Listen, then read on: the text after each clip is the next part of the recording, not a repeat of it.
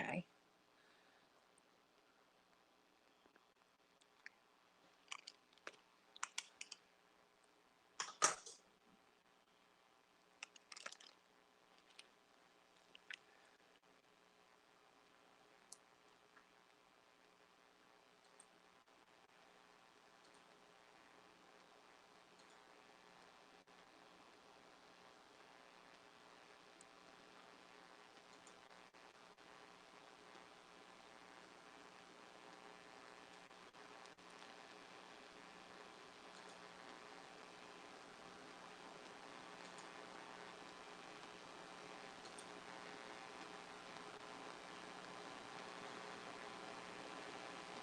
All right, we got Reverend Wilson on 10 seconds. Thank you.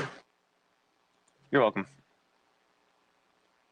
We can change the world, change the world, change the world. We can change the world, we can change the world, change the world. This is the Santita Jackson Show. War and hate to a place of love, it's not too late. Gotta save the children, we can't wait. Let's change the world. Hey, everybody. Hey. Welcome to the Santita Jackson Show. It's Monday, August 2nd, 2021. I am Santita Jackson coming to you from WCPT, the nation's largest progressive talk radio station, AM 950 radio. My brothers and sisters to the north at Minneapolis, St. Paul. Boy, oh boy, it's cooled off in this part of the country. That's right. It will be partly cloudy today in Chicago, 74 degrees, and in Minneapolis, St. Paul, 82 degrees, partly cloudy. That's why I'm kind of wearing kind of sweatsuit material today, everybody, because I get cold quickly. And oh my gosh, I can't believe it. But it's a beautiful day nonetheless. I hope that you had a wonderful weekend. I want you to call me or text me at 773-763-WCPT, 773-763-9278. If you text me, GWC Injury Lawyers is giving you that opportunity. Thank them for that. I want to know what you think about this moratorium, the eviction moratorium that has expired. Now Congress is about to go into recess. What's going to happen to the people who could be evicted while they are on their break? Now, look, everybody needs a break, but everybody needs a break, right? What do you think about this eviction moratorium that was allowed to lapse? Yeah, the White House tried to legally maneuver into signing some emergency decree that would allow them to those people who could be evicted to have some cover until Congress gets back in from their summer break. That's not going to happen. So what is going to happen?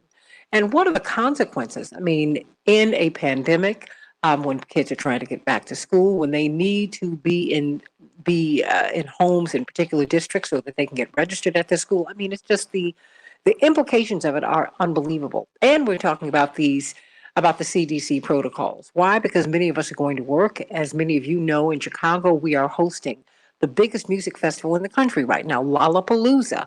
And many people are saying, will that be a super spreader event? And how are we supposed to proceed? Because we've got a lot of confusing information that's coming our way. Not to mention the fact that we're not getting a very empowering message from the authorities, if you will.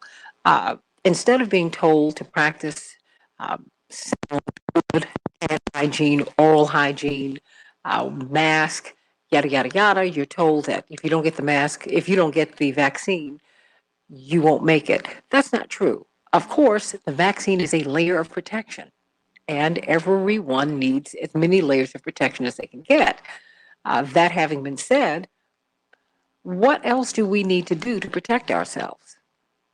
So we're going to talk about that. And what does all of this mean? Whom do you trust? What do you trust? What should you be doing to make it out here as more and more vaccinated people are getting breakthrough viruses? Is the vaccine working now the way that it needs to? I mean, let's talk about that, everybody. I mean, let's really, really look at what we're looking at. So, I'm going to get, of course, this just dropped. So I'm going to take care of this in a hot second. But we're going to get some of these headlines out of the way. In the meantime, Chicago teams it was a mixed bag for our baseball. In Chicago, the White Sox were triumphant over the newly renamed Cleveland team, 2-1. But the Sox, excuse me, the Cubs fell to the Nationals 6-5, and the Twins. Wow, the Cardinals 7, the Twins 3, but they can come back. Today begins the international conference of the Rainbow Push Coalition. Stacey Abrams will be part of the conference. Bishop William Barber will be part of the conference. So many people will be part of the conference. What about you? What about you? It's free and it's virtual. So please go to rainbowpush.org, and become part of this conference, because we want you to get some information so that you can deal with the eviction moratorium, so that you can get the latest information about COVID-19 and how to protect yourself, and on and on and on and on and on it goes. So let's get to it, everybody. Some more. The medal count. Well, guess what? Simone Biles to the rescue. We love it. We love it. We love it. We're participating in the culminating activity of the gymnastics competition, and we're very excited. We cannot wait to see that. She will, of course, be competing with her teammate in gymnastics. What's going to happen, everybody? In the meantime, even though the United States took the lead over China in total medal counts, guess what? China is taking the lead in gold medal counts. That's right. China has 24 gold medals, the United States 20, Russia 12, Great Britain 10, and Japan 17. So, hey, it's a hot competition. Have you been watching the Olympics? They have been really interesting because you've had a lot of different fights. Bye bye bikinis. That is the headline from the Wall Street Journal. Athletes at the Olympics and beyond are fighting sexist uniforms. I always found it very interesting that they have the women who are the beach volleyball players wearing bikinis. Really? Come on. What is that about? Who does that? That's just very uncomfortable. Okay. That doesn't even sound right. And women are fighting back because women's outfits are very skimpy. Men are clad, they're covered. What do you think about that, everybody? Because I've been wondering about that. To understand why the CDC changed its face mask guidance for vaccinated people, just look at what happened in Provincetown, Massachusetts. Wow. More than 75% of their cases were among the fully vaccinated people. What do you think about that, everybody? Even people who have been fully vaccinated need to mask up and protect themselves. That's what we're going to be talking today about that, because you need to know what you need to know. You need to know what you need to know. After months of negotiation, a bipartisan group of senators has finished the text of a roughly $1 trillion infrastructure bill. Even though the president asked for and more, to give us bridges and access to the internet and on and on and on. This 2,000-page piece of legislation includes a lot, but does it include enough? And what's going to happen? What's going to happen, everybody? Guess what, everybody? Very fascinating news. Remember, we were talking about the NBA last year, and when these players walked out in protest in solidarity with the marches that were going on about police brutality and in reaction to the murder of George Floyd. And President Obama intervened and advised them to go back to work. And we wondered, what was that about? Well, it turns out President Obama is now an owner. That's right. NBA Africa, he's a strategic partner and a minority owner. Good for him, but I thought that was interesting. What do you think about that, everybody? I thought that was fascinating. Well, he and his wife are big basketball fans, and his brother-in-law, Craig Robinson, is a top college basketball coach. So good for them, but I said there had to be some business interests there. So let's bring on attorney Reverend Jeanette Wilson, Esquire. Of course, she is Rainbow Push. She's an advisor to Reverend Jesse Jackson. We've got the international conference that begins today. And so instead of our good news, we're going to talk about that for about 5 minutes, because I want you all to be involved in that conference. As you listened to us on Keep Hope Alive yesterday, many of you registered, Paula and Melissa, and so many of you registered for the conference. And I want you to get registered. It's free, it's virtual, and some of the top people in all fields are going to be part of this conference. Reverend Jeanette Wilson, what can we look forward to in the Rainbow Push Conference? Good morning, Santita. We're going to be talking about every issue that Americans are thinking about, worried about, really all around the globe. We're going to have an international focus on global racism. I know we think it's unique to Chicago, to Illinois, to America, but it's all over the world. We're going to look at that. James Gomez has convened a number of speakers. We're going to talk about access to health care, updates on COVID-19. We have Dr. Zeke Emanuel and our favorite Dr. Fauci telling us where we are with COVID, the one that we can believe in, we can trust. We're going to talk about the critical race theory. What does it mean? How does it impact public schools? How does it impact higher education and what we teach in terms of our curricula? We also are going to have John Rogers and Jim Reynolds take us from Tulsa, Black Wall Street, to Wall Street. Where are we today? Who's on Wall Street? We'll hear about Cynthia DeBartolo, a white woman, as you know, disabled female, who is now one of the big traders in the New York Stock Exchange. It's going to be powerful. We're going to talk about diversity. And one of the things, we have a young man who's going to share with us, Santita, how to deal with the new way of doing money. Cryptocurrency, what does it mean? What does it mean for you and I? How do we invest our money? How do we pay bills? Cryptocurrency, we're going to talk about that. We have the most powerful international women's luncheon virtually ever.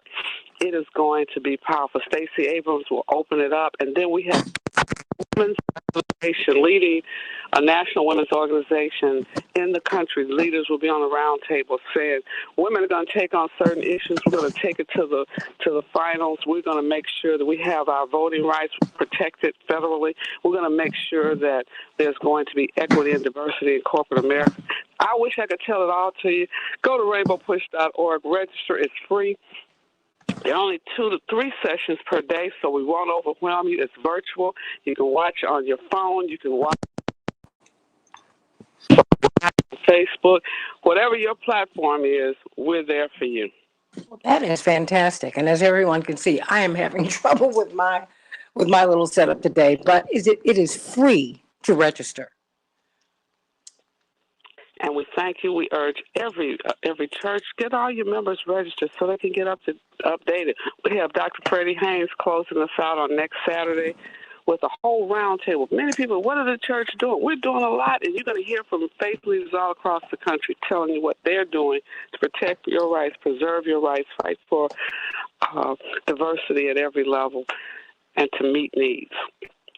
And we have a special sports session straight from the NBA a program in New York. I don't know. It's just so much. Well, every day I want to have you come on to talk about it because, Melissa and Paula and so many people in our family here got registered yesterday when we told them about it. And they were really surprised that this is free of charge. We do hope that you all will continue to support Rainbow Push, but it's going to be a fantastic conference. It already has been. It already has been. And so, we're going to have some people who you really need to talk to and who want to talk to you. Yeah, we have Crump, who's been handling these police misconduct cases all across the nation. Police have shot, murdered many innocent African-American men and women on the streets of America. He's going to be on. We're going to hear from the ACLU, American Civil Liberties Union, lawyers who talk a lot about what's happening and how we're fighting back.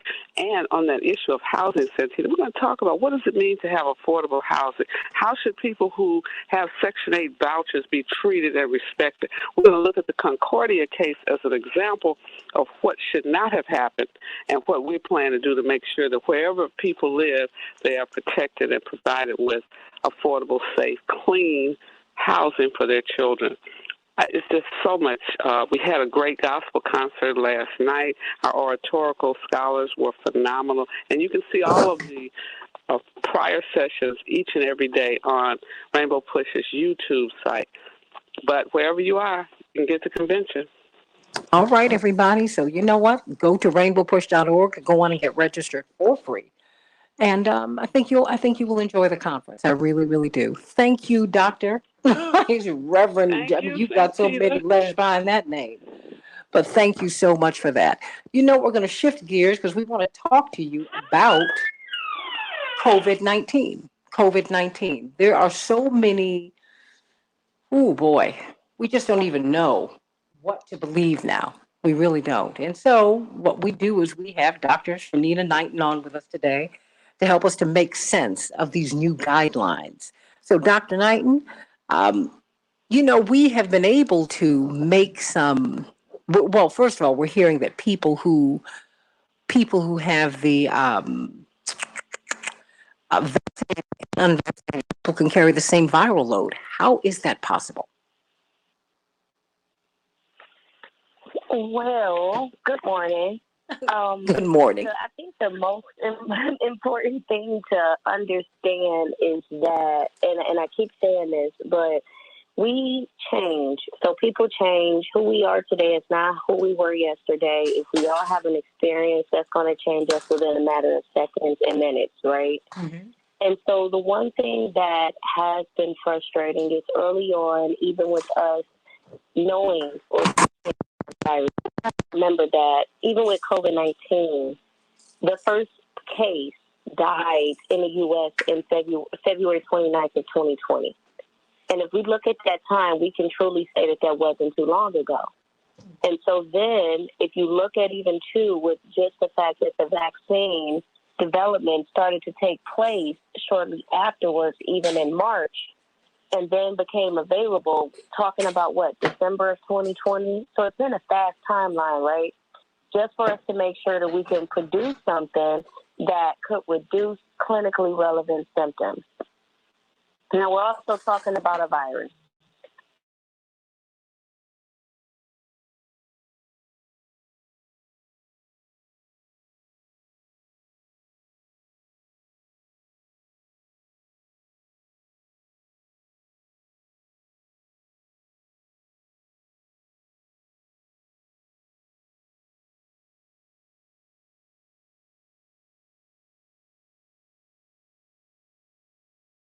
Oh, every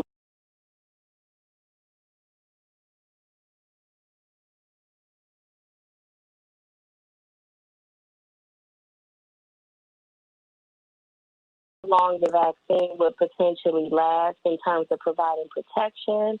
We also didn't know the state of COVID-19 in terms of if it would continue mutating.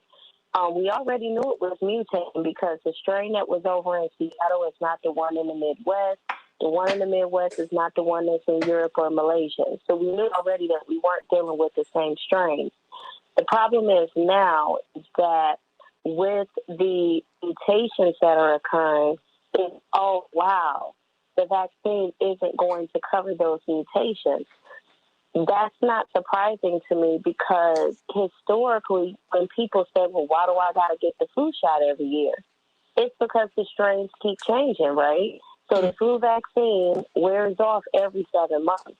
So, Whoa, wait a minute. It does what? The flu vaccine wears off in about 7 months. Okay. So when you go in, and the reason why, like, let's say somebody will say, hey, get vaccinated between September and October, is because the hope is that it will last you through flu season or the majority of flu season. But you know what? Let me just stop you there because you're giving us a lot of information. Because, see, the thing is, I think it's a lot of this is in the framing, right? With the information that we get. And a lot of the information that we're getting is not, it's not being framed properly, because we don't think of the flu vaccine as something that wears off, but it does wear off, right? Right. And understanding that this wears off, that's unfortunate. And maybe it's been wearing off. Is that why we're seeing these breakthrough viruses, do you think? Or do you think that people are, because almost everybody I know who's gotten this vaccine, they have said they're unmasked and they all say to me, well, you know what? I'm good because I've gotten the vaccine. I'm like, but you still need to protect yourself. That was always the thing. But no one's talking about that. Right, but that's the thing. It's a combination. It's a combination. Okay. Meaning that I think the problem that we kind of get into, or the trouble we get into, is when we start saying this one thing causes this problem. And that's not the case with any of this. It's a combination. So we have to remember that these infectious pathogens, which are deadly germs, are something that we can't see, right? So we're fighting something that visually the human eye can't see, but that we know exists.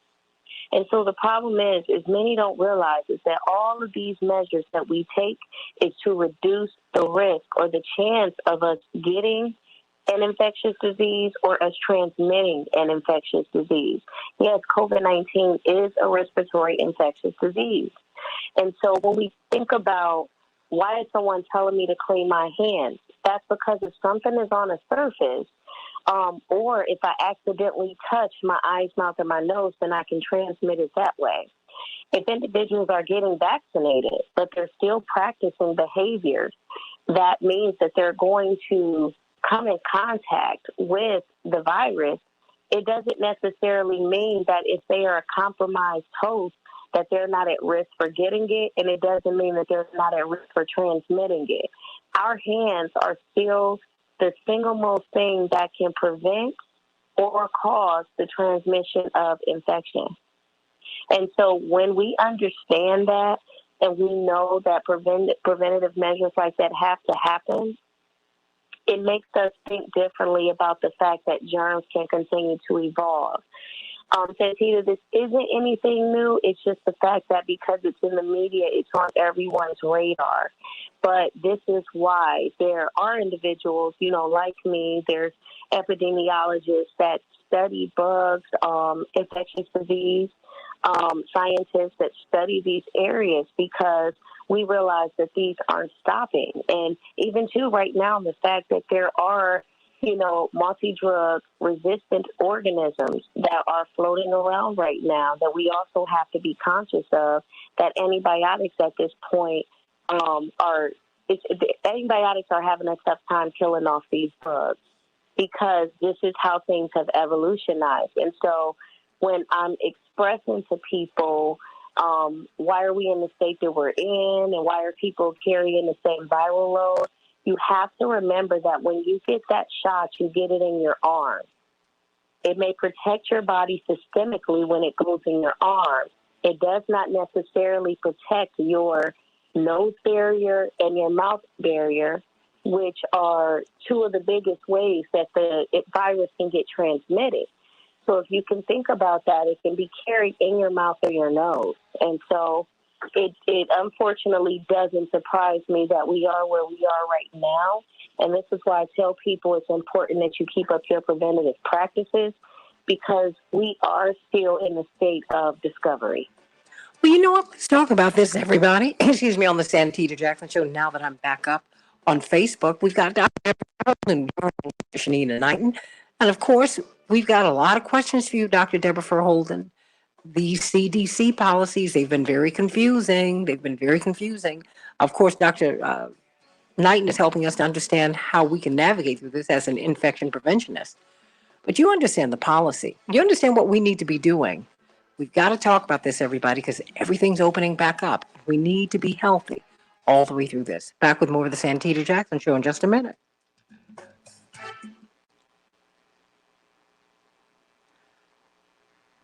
Dr. Deb? Hello? Santita, I got her. I sent her through. Okay. Santita, Yes. what should I do about Reverend Yuri? Oh, well, that's okay. Because, we didn't get him, right? Well, he's on. I texted you that he's on hold right now. He called me back. Oh, no. You know what? Just tell him I'm going to call him after the show. Okay, we'll do. Okay, thanks so much. No problem. You guys, because I'm producing the show and I'm on the air, when I have people lined up, I have to keep on going because, to keep the show moving. So I think you all understand that. So pardon me when I'm pushing. Hey, Dr. Deb. Hey, Dr. Knighton, I just saw your message this morning. I don't know, was that the COVID one or the UO one? The grant. You sent me the CDC, the COVID one for your grant. I'm gonna send you my newest R1, which I'll be done with today. I drove to Baltimore yesterday, and as soon as I get off the queue, I'm driving back. I'm gonna send it to you. You're gonna be like, okay, this is how she's doing these R1. I got it. Because I'll tell you now, when I was sitting up there just reading that, and that was just a sample, I was like, why wouldn't they be chasing her down trying to give her some money, okay? That was so, listen, I ain't gonna lie, you look, the funniest thing is what you so humble. You say, oh, it's only a few pages. Hold on 1 second. Dr. Deb? Speaker? I'm in the bathroom. Oh, okay. The mic it doesn't sound clear. Is that any better? No, it's No.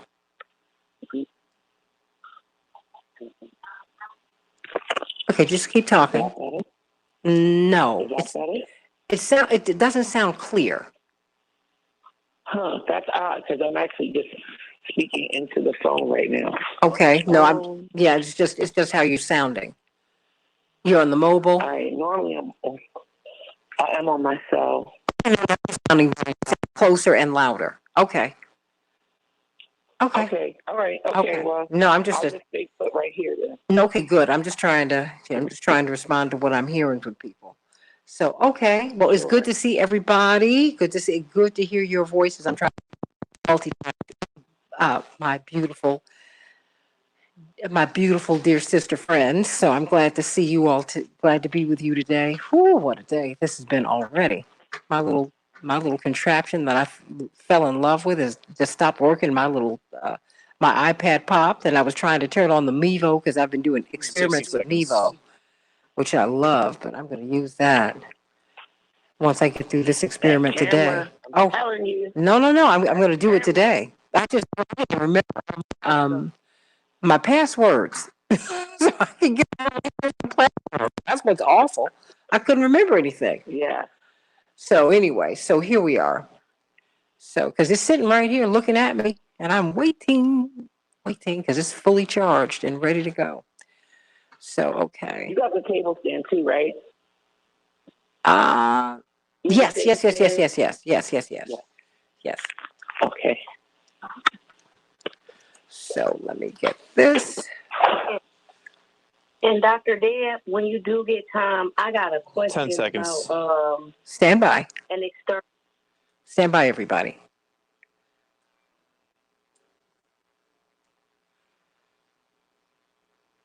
We can change the world, change the world, change the world. We can change the world, we can change the world, change the world. This is the Santita Jackson Show. War and hate to a place of love, it's not too late.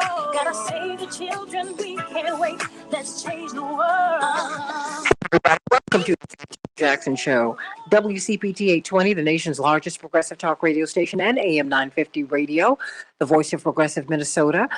Shout out to Congresswoman Bush, Omar from Minneapolis, St. Paul, from Minneapolis, and Presley for sleeping outside of the Capitol, as we are going to be talking about homelessness, this eviction moratorium. The ban ended. Now Congress is going on their break. What's going to happen to people in the meantime? Got to talk about that.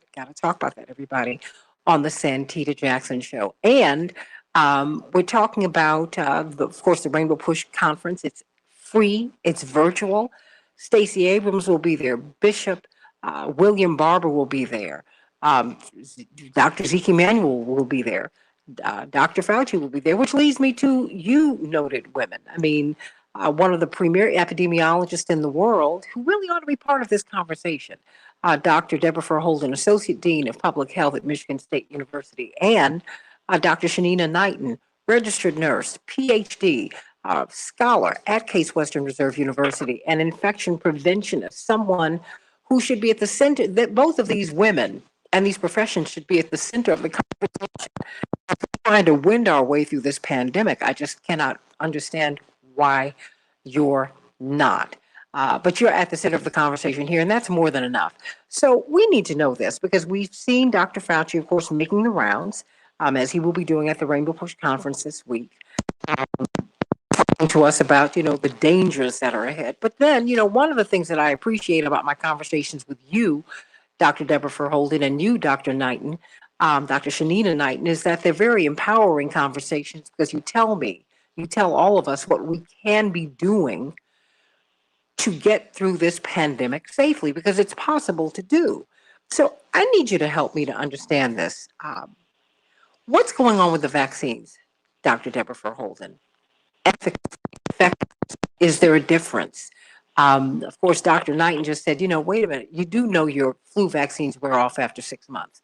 Hadn't thought about that. Many of us don't think about that. Yeah. And we were told that if we got these vaccines, the pandemic would end. No, you said last year, the pandemic is endemic. It's with us now, like measles, mumps, chickenpox, but you get vaccines so that you don't get it. Okay, help us to understand how it is that Provincetown happened. 75% of the cases there happen with vaccinated people.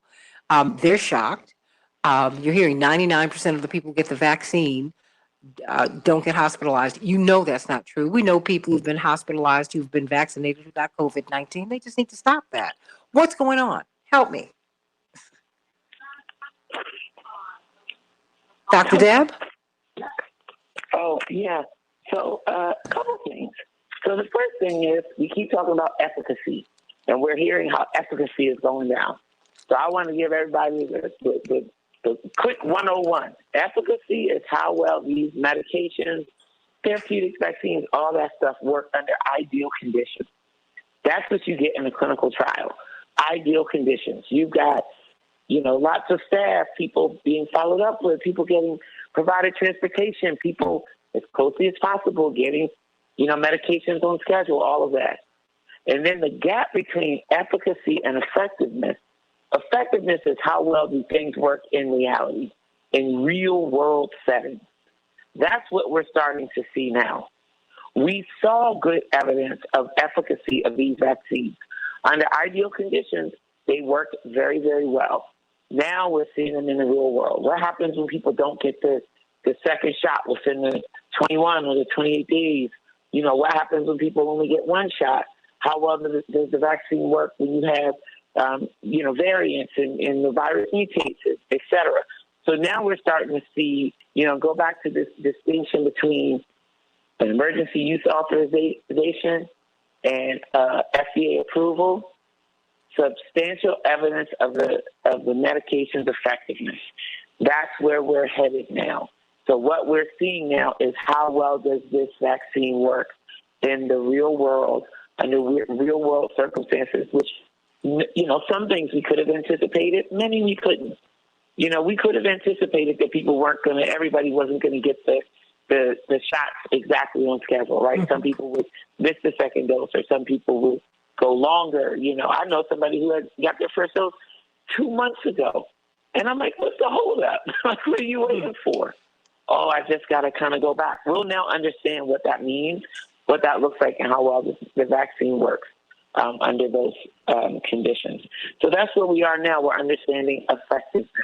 How well does this thing fare in the real world? Well, we've got Lollapalooza here, right? And this is a question for you, Dr. Deborah Verholden, and for you, Dr. Shanina Knighton, because you all have expertise in these areas. We've all become infection preventionists and registered nurses and physicians and virologists and immunologists and epidemiologists. Girl, we didn't even know these professions existed. Let me just put it. Let me put it right here. It's like all these allergists. I'm very excited for public health, by the way. I feel like we're gonna get a big boon in people in public health after this pandemic. I think that you are, but in the meantime, we're not qualified in the ways that you are. So that's why you're here, because we need to know, because, we're seeing a lot. We're being inundated with a lot of information.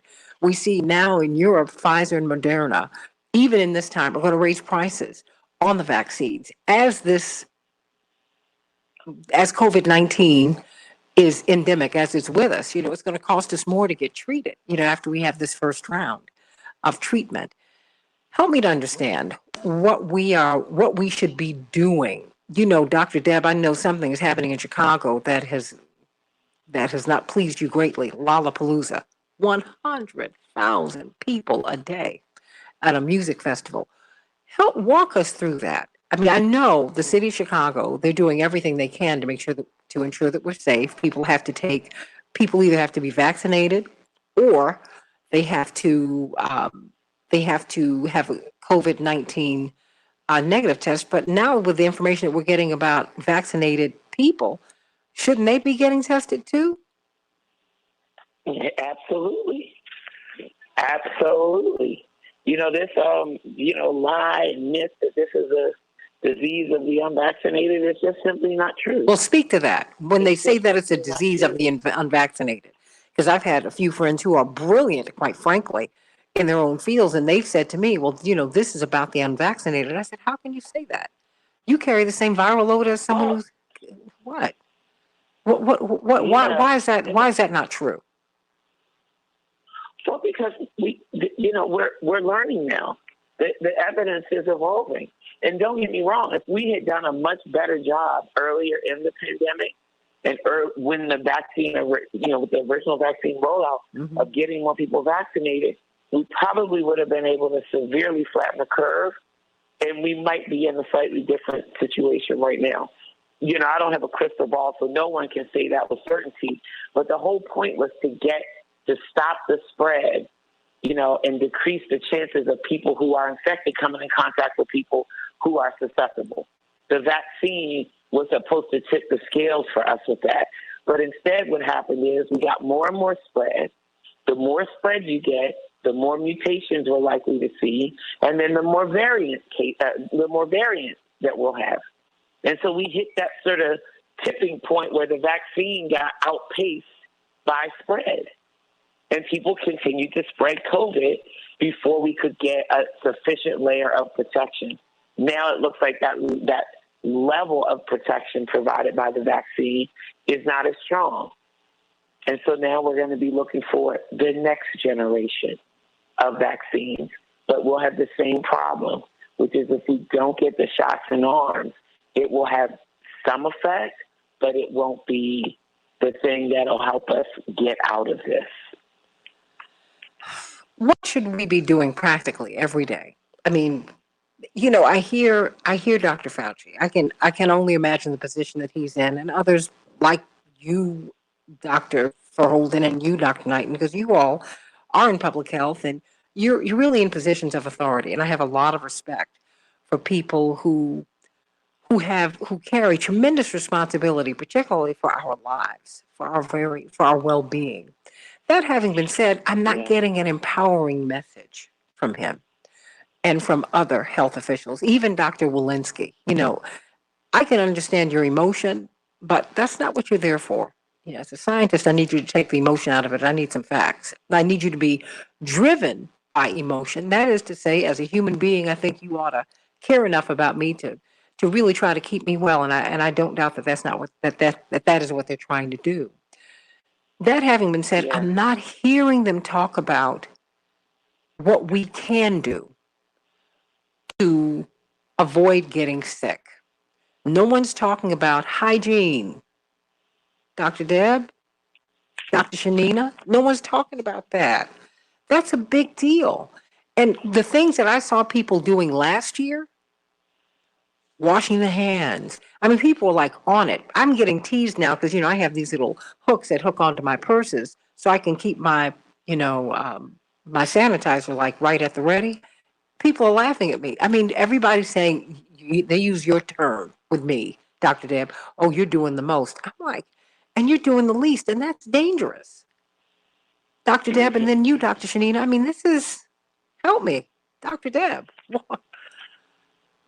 This is why I love the work that Shanina Knighton does so much, because she literally is the person saying, how do we really focus on, whether it be in a church, whether it be in a hospital, in a clinic, in a school, how do we prevent person-to-person infection surface a person, vector spread, and we have not focused enough on that. We've spent a whole lot of time listening to people who don't really have the expertise at how you prevent people from actually becoming infected. You know, even Dr. Fauci himself said, we don't need to wear masks. Look at what the CDC has said. You know, they just one day said, nope, if you're vaccinated, you don't need to wear a mask. And then just as soon as that advice came in, on a different day, they said, wait. On the other hand, it looks like everybody needs to go ahead and wear a mask. She has not changed her tune the entire time. She's been very consistent, very reliable, and integrating the new information that we're getting. But the basic principles and foundation of infection prevention haven't changed. So even if her message started to evolve, what's underneath of it hasn't changed. That's the problem that I have with our leadership. That's the problem I have with the CDC right now. What's underneath of what they're saying seems to be changing. Not just what they're saying, but the foundation and the science and all of that that's underneath of it. I'm like, where are they coming from? What are the sort of core operating principles that they're coming from? I literally can't tell. Dr. Knighton, what do you want us to do? So thank you, Dr. Deb, because honestly, that is the biggest thing that I've been emphasizing is that we cannot stop what it is that we're doing, even if we have treatments. We know the same way that we are on the search for cures for cancer right now, better ways to treat hypertension, better ways to treat diabetes. Things are continuing to evolve. And the problem is we tend to rely on medicines and vaccines instead of relying on our health. And so people, whether they decide to get vaccinated or not, decide to seek treatment or not, have to understand that they are the CEOs of their own health and that infection prevention starts with them. And so with that being said, it is easy for the World Health Organization, CDC, other organizations, our public health departments to say, oh, make sure you're staying safe, clean your hands, socially distance, and wear masks. But what the problem is many people don't know how to wear a mask and they don't know how these things fit into their day-to-day lives. So many people are saying, oh, I'm wearing a mask and I'm protected, but you're not wearing it properly. You're not laundering it properly. You're wearing it as a chin girdle. You're putting yourself more at risk just by doing those three things or not doing those, having no hand hygiene and then wearing a chin girdle and wearing it inappropriately. You're putting yourself more at risk than just not wearing it at all.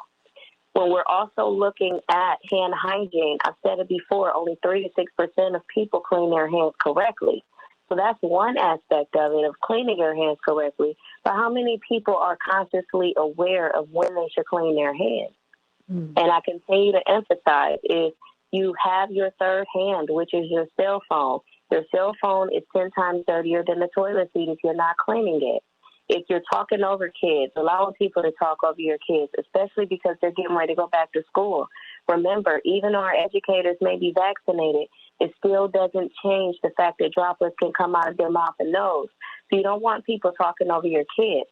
There's so many different aspects, just like Dr. Deb mentioned, that's applicable to the different layers that we have in life, whether that's in a school setting, whether that is being at home, whether that's going to the grocery store, whether we're celebrating holidays, going to a party, thinking about a wedding, going to church. And we have to think about how infection prevention is in our lives, because we have to, remember that just because we go to church, it's like, oh, COVID don't come in here. Just because we go to the grocery store, oh, COVID's not in this setting. That's not how this works. So we have to know how to practice in every aspect of our lives. And unfortunately, this is how our leadership has failed us, because they have to remember that America was given a crash course in infection prevention overnight. Well, what happened in Provincetown, Massachusetts? 75% of the vaccinated had COVID. I mean, how could that happen? The issue is not that how can it happen? The problem is why did we roll back all of the things that we were doing that was working? So Well, because they were vaccinated, Dr. Knighton. They said, exactly. But let me tell you, and I'll say this again, nothing is perfect. Nothing is perfect. Even, our top scientists that were working on vaccines, even some of them of color, said that this is not going to be a perfect solution, but we're trying. And the thing is we knew that it wasn't going to be that. We as people have to stop waiting on a silver bullet to save us. Mm-hmm. We know that lifestyle habits work. We know that wearing masks were working. We know that hand hygiene was working. We know that cleaning surfaces were working. The problem is we knew that those things were working, but when the CDC said to roll all of those things back, we are relying on one single tool, which is the vaccine, to get us out of this. Without understanding the efficacy, you also have to remember that when we're talking about 74% vaccinated, we have 3 vaccine candidates in the United States, right, that are being used. So do we know who is vaccinated with what? Do we know the efficacy of what? We are all individuals, meaning that it may, have a certain effect on some of us better than others. So there are so many factors, but the one thing that I'll say remains is this. Hands can still transmit infections. Germs can still transmit viruses. Noses can still transmit viruses, and mouths can still transmit viruses. So we have to think about just those 3 elements within themselves. And if we know that even if it is, let's say we go with the term 95% effective, there's still a 5% chance, of someone becoming sick. And if you create the correct elements, then it's possible for it to happen. And so I always tell people, stay ready so you don't have to get ready. And again, we are looking at individuals. Let's say these people in Provincetown were a part of that group that was able to get vaccinated early on, where there were some populations that couldn't get vaccinated, right? So this will be about right in terms of like a 6 or 7 month wear off without us really understanding how long these vaccines will last. So things happen. And again, that's not my area of science, but what I will say is someone that administers them, someone that understands, the wearing off rates of how flu vaccines work. None of this surprises me right now, and it shouldn't surprise anyone that gets vaccinated every year for the flu. The Dr. Deb, this is your Dr. Shanina Knighton, infection preventionist. Your explanation makes me feel more comfortable. I can relax. I'm like, oh, okay, now I'm seeing how this works, and okay, now I'm seeing what else it is that I need to do. Dr. Deborah Verholden, epidemiologist. The messaging has been so confusing, and quite frankly, it's just not been good, Dr. Deb. I've got Renee Criswell said the reward that they offered, and they offered a reward, and you and Dr. Knighton absolutely objected to this. You said, I disagree with lottos and payments, $100 for a jab and all of that. She said the reward they offered for getting the jab was to remove your mask and gather socially. As they told us Easter, Dr. Deb, and you said this is not going to be good. Where do we go from here, Dr. Deb? I got about 5 minutes. 4. You got them, Ike's. What do you need people to know? Whatever we thought was going to happen, and I'm saying we real loosely because I was never in agreement with it. But whatever the thinking was that was going to happen when you dangle these big carrots in front of people to try to force their hand on these important health choices, clearly it didn't work. And I'm not making that up. That's not my opinion. That's not my thoughts. That's what the data tell us. It did not work. These large incentives did not entice people to get the jab. Everybody at this point who wants to be vaccinated is vaccinated. So now we got to figure out, well, what are the other reasons? What are the things that people are contending with? And to be honest, whenever you ask somebody that question, I've had a bunch of people ask me that question. You know what I tell them? I don't know. Why don't you ask the unvaccinated? Why don't you ask the people who are currently not vaccinated? Why don't you ask the people who are heels dug in on not wearing a mask what their hesitancy is? Because here's the thing that I also know. There's no one profile. There's no one person. There's no one, primary driving reason. And I think that we're a little bit of a fast food society. We look for the quick and easy answer to make it all make sense. But I don't think that's going to be the case here. First we tried to say black people didn't want the vaccine because of custody. And lo and behold, the data didn't bear that out. It's very little to do with Tuskegee. Mostly more to do with just all of the modern day wrongdoings and modern day experiences in the healthcare system and the way this vaccine was rolled out. You know, the myth would be that people somehow are holding on to old stuff or don't have good and valid information.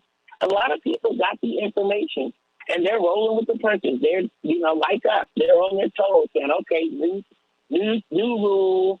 You know, you're playing spades, right? And somebody does something wonky and say, new rule.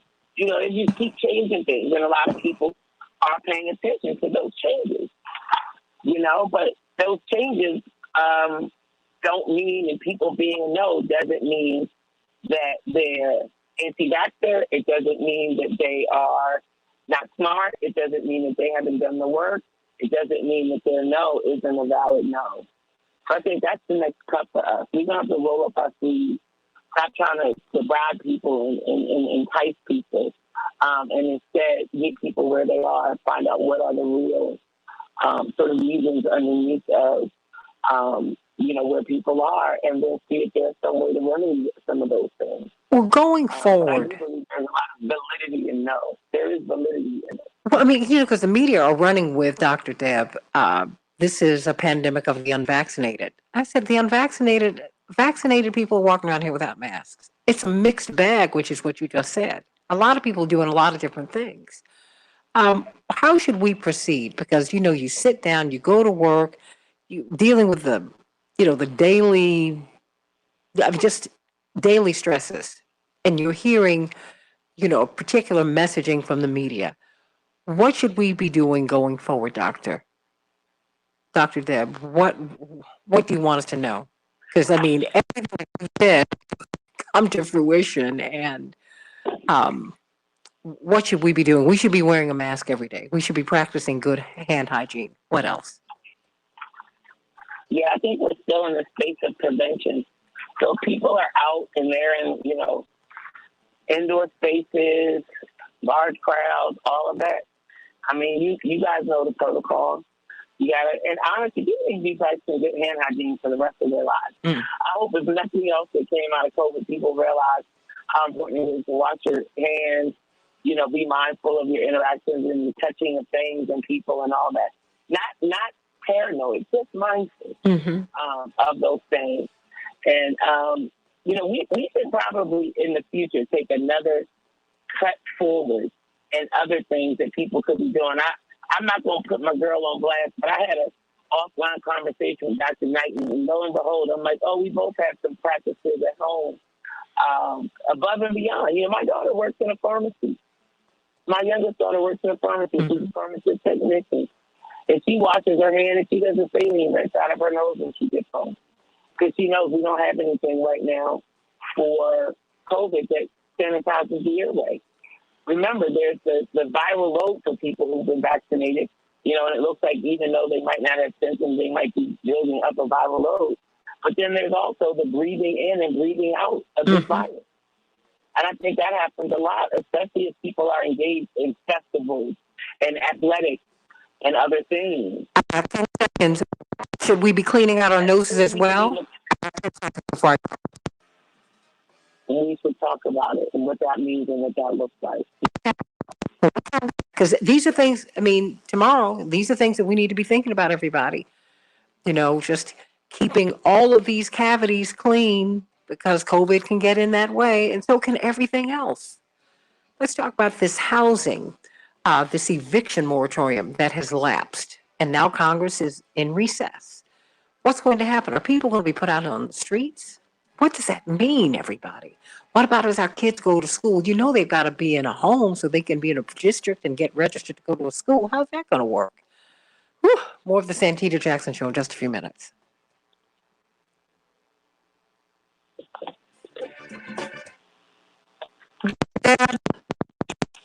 Yes, ma'am. You know what? We need to do something on Monday night again, if you don't mind. First of all, you gonna stop getting my hopes up on Monday night because we talk about Monday night. Honey, you know, July has been Mondays because I've been this month. But you know, also, I tell you, I have to pace myself better. Because doing 7, 8 shows a week is a lot. It's a lot. And, so I'm trying to figure out how to roll that out. I hate to have people if they miss it, because we can have, even if it's only 45 minutes or even an hour at the most, you can have, really more extended conversations. And that to me is very, very important, particularly given the work that you and Dr. Knighton do. And people trust you. I mean, if I just wish you'd look at this chat line here, because people have the space to say what's on their minds here, and I want folks to say what's on their minds. I really do, without being diminished and being called a conspiracist. Because that's not. Look, I don't have time for that. I'm sitting up here trying to. My parents are both. My father will be 80 if the Lord gives him October 8th this year, and my mother is 77. I am trying my best to keep them safe from me, because I have to go out, and my father is running out, as you can see, Dr. Deb. Soon as they open the door,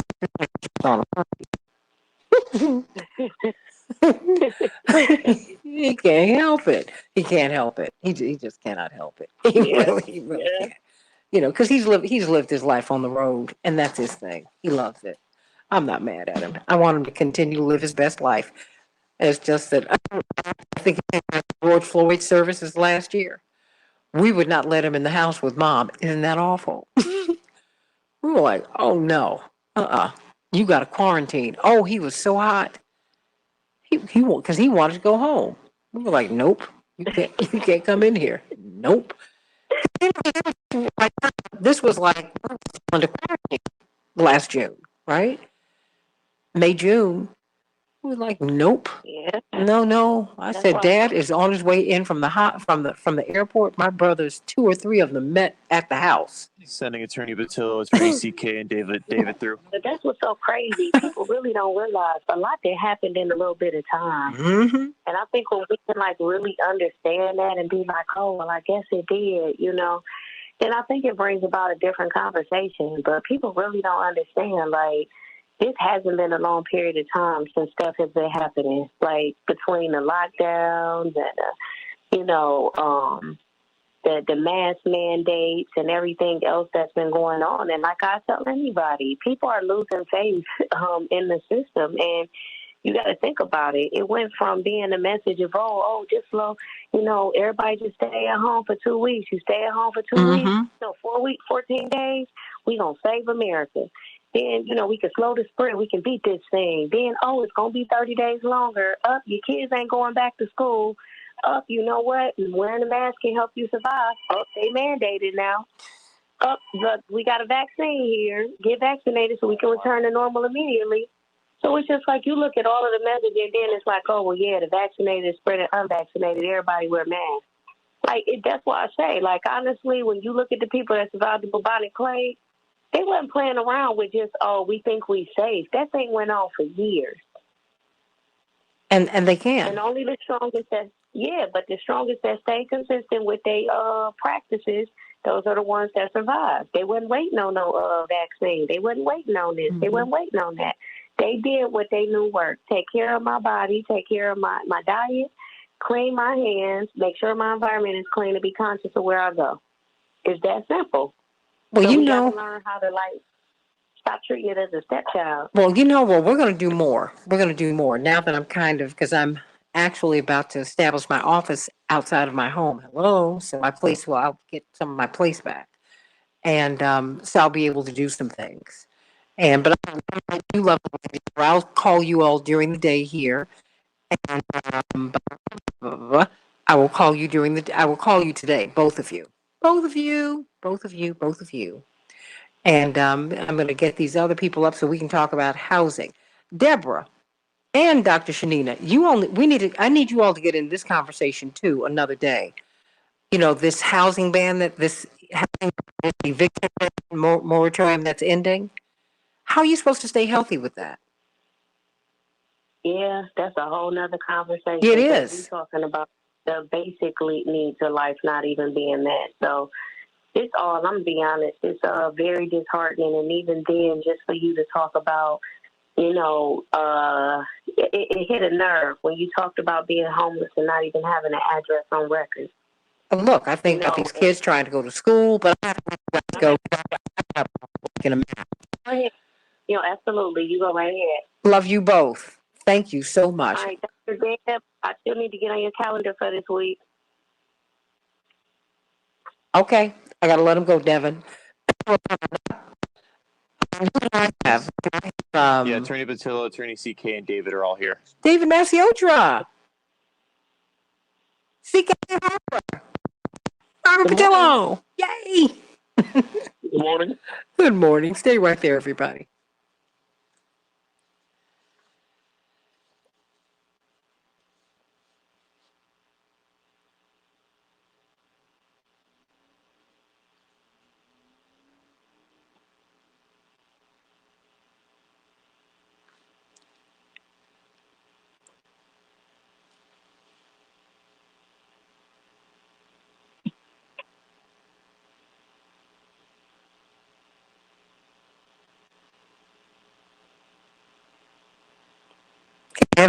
Right?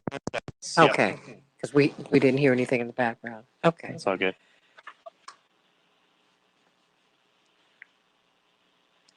We can change the world, change the world, change the world. We can change the world, we can change the world, change the world. This is the Santita Jackson Show. War and hate to a place of love, it's not too late. Gotta save the children, we can't wait. Let's change the world. Hey, everybody. Welcome to the Santita Jackson Show. It's Monday, August 2nd, 2021. I'm WCP, the nation's largest progressive talk radio station based here in Chicago and AM 950 radio, the voice of progressive Minnesota. Special shout out to Congresswoman Omar and Congresswoman Presley and Congresswoman Bush. They slept outside of the Capitol in solidarity with people who might be evicted. That's right. We've got an eviction moratorium that has been allowed to lapse. What does that mean? What does that mean? We're going to be talking about that here on the Santita Jackson Show in just a couple of minutes. And of course, that'll be one of the topics that we will be broaching, dealing with at the Rainbow Push Coalition International Conference. Everyone, it is free to register and it is virtual. Stacey Abrams will be there.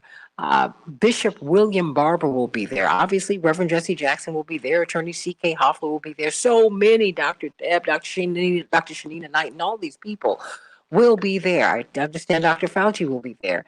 And Dr. Zeke Emanuel, who's one of the architects of ACA, of so-called Obamacare, and of this vaccine rollout. Very interesting guy. Of course, he is also the brother of former Mayor Rahm Emanuel, noted, very respected health care professionals, all of them. But there's so many people, so many of the top religious leaders, Jim Reynolds, John Rogers. If you want to understand cryptocurrency, why is that important? All of that will be discussed at the International Conference of the Rainbow Push Convention. That started yesterday. We need you to go on and get involved. Go to rainbowpush.org. It is free. Paula and Melissa and Vicky, everybody, they've got registered. So go on and get registered. Go to rainbowpush.org. You can get registered. It is free. Want you to be involved in that convention. You too, Dave. That's right. And Louise and Jewel and Terry and Janae and Renee. Everybody in Chicago, we're going to have a high of 74 degrees. It's going to be very, very tolerable today. Beautiful, partly cloudy. Minneapolis, St. Paul, 82 degrees.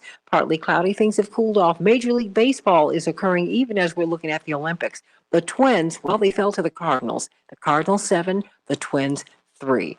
But the White Sox were triumphant over Cleveland's team, the recently renamed team, 2-1. And the Cubs, well, they fell to the Nationals. Nationals 6, Cubs 5. And everybody, guess what? Simone Biles is going to be on the balance beam. Yay! For the last event, her last event of the Tokyo Olympics. Wow. And just in time, because guess what? Even though America is leading, the United States, they are leading in the medal count. They fell behind China in the gold medal count. The United States 59, China 51, Russia 44, Great Britain 32, Japan 31. That's the medal count. But gold medals, guess what? China 24, the United States 20, Great Britain 10, Russia 12, Japan 17. Wow. Wow, wow, wow. So let's think about that, everybody. Wow, wow, wow. In the meantime, we've been talking about the changing mask guidance of the CDC.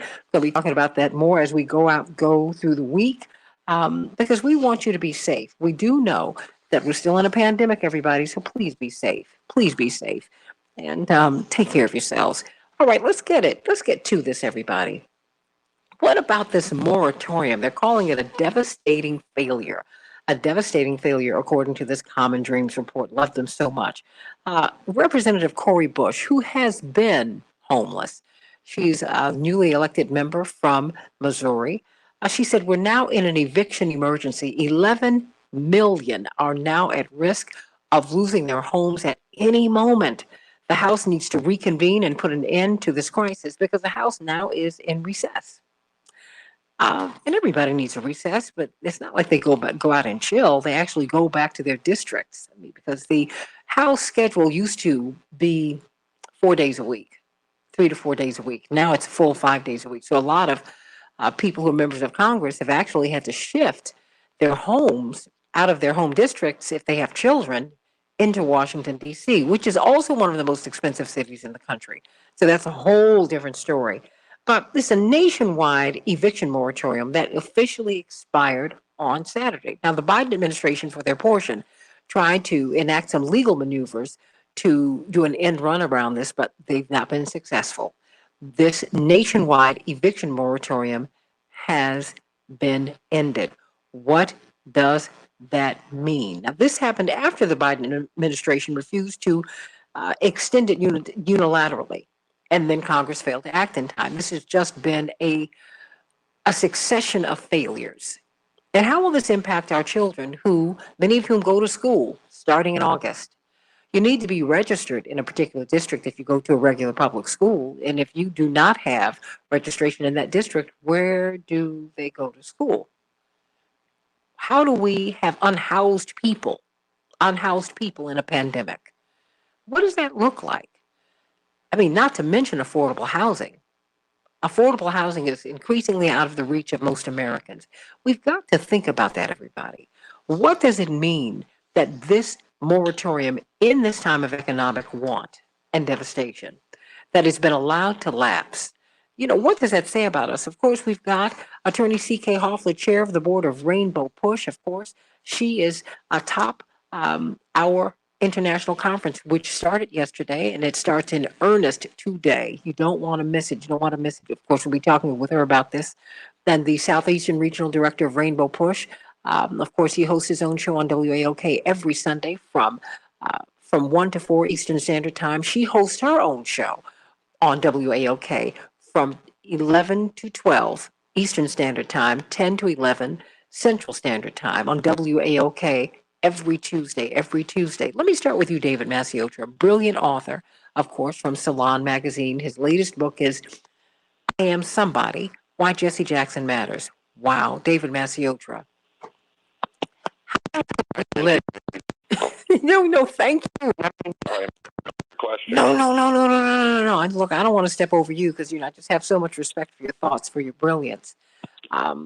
This is a political issue. I think this is a moral issue. There are so many issues that are converging right here. Talk to me. An eviction moratorium has been allowed to lapse. What does that mean?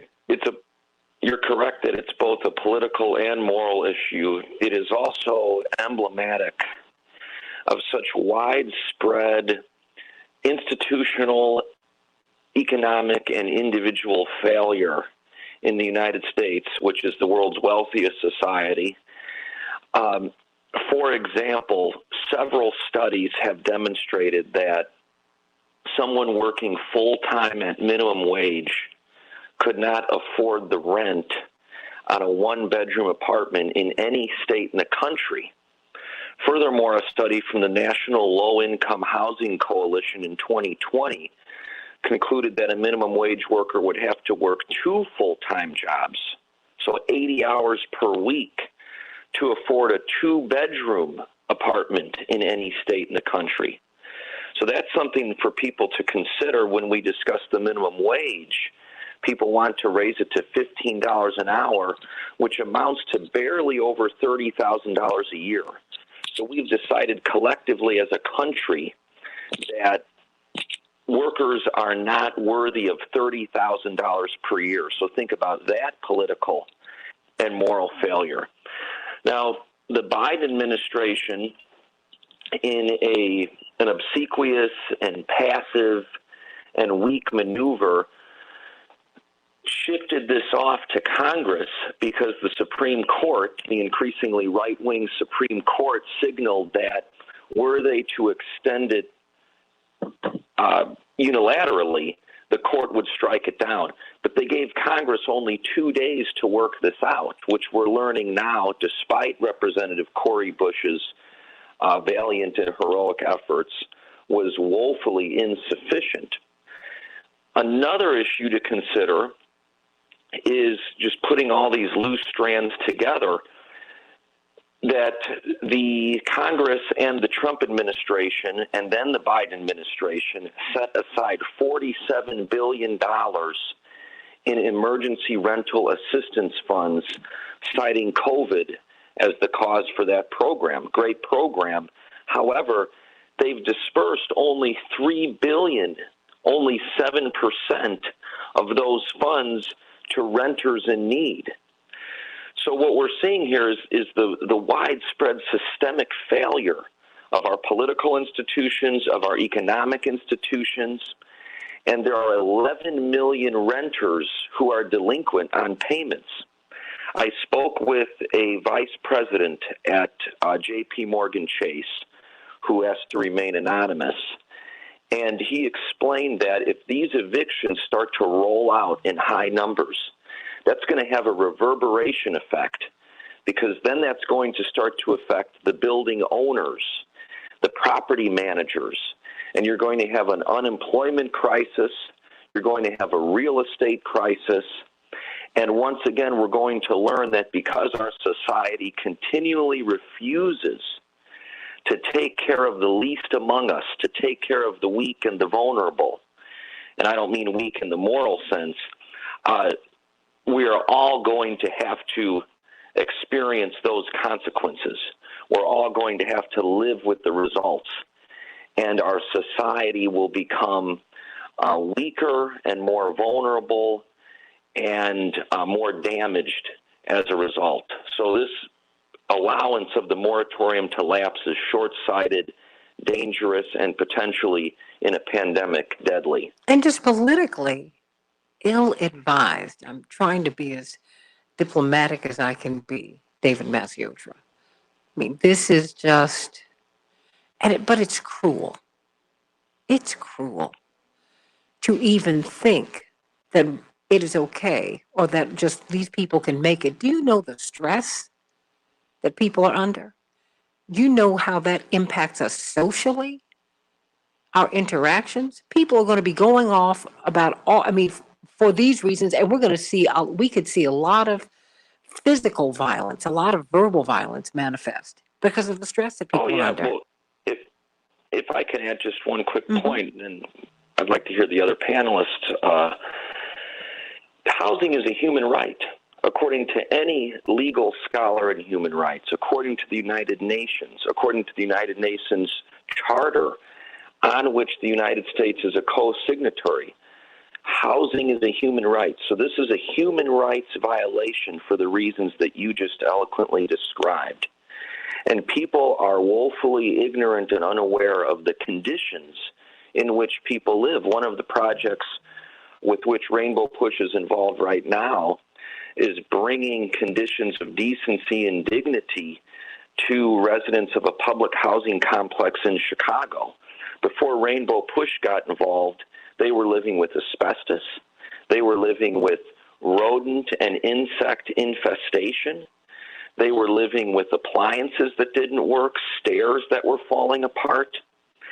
And the public housing complex, even though it's public, was managed by a private company. So the cruelty extends even further because you have people profiting in the millions off of poor Americans' sickness, lack of safety, and overall misery and danger. Robert Patillo, what do you make of this? I mean, politically, this to me, this would be on the precipice of being disastrous. Yeah, but I don't know if that's registering. I think the Biden administration is going to have to work very quickly to take executive action where the Congress has failed. We cannot simply allow millions of Americans to be put out into the streets while temperatures are 115, 120 degrees nationwide, while wildfires are ravaging much of the upper Northwest, while we're seeing floods in other parts of the country. Not to mention while we're in the middle of an economic disaster and still in the middle of a pandemic, as we're seeing Delta variant cases rising across the country, and apparently everybody at Lollapalooza don't care nothing about that. And those people are going to get on planes and go back home, and it's going to be a petri dish nationwide while we're still at under 60% national vaccination from the coronavirus outbreak. I don't think any of those things sound like we should be piling on an eviction crisis on top of that, which will then lead to an economic crisis as many of the unemployment benefits wear out, which will then lead to a foreclosure crisis as many of these landlords will be ending, or many of these federal programs on forbearance on mortgages will also be ending. And when your renters are gone, then now all of a sudden you're going to have empty and vacant properties, which will then lead to foreclosures, which will then lead to a 2008 style collapse. There is no benefit to ending these programs. I haven't found one person, other than the old school puritanical goals of America, we need to be hard working and breaking our backs all the time. There's no good reason to end these programs. I think the administration understands this.